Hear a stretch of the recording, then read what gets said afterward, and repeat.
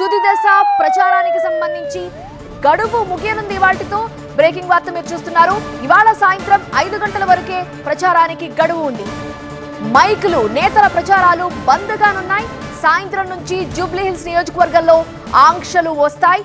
ఇవాళ Congress BJP BRS హోరాహోరీగా ప్రచారం చేసే అవకాశం ఉంది. ఎందుకంటే ఈ రోజే లాస్ట్ కాబట్టి. ఇక ఎల్లుండి పోలింగ్ ఉంటుంది. 14న కౌంటింగ్. సాయంత్రం 6 గంటల నుంచి పోలింగ్ ముగిసేంత వరకు కూడా వైన్స్ బంద్ అవుతాయి.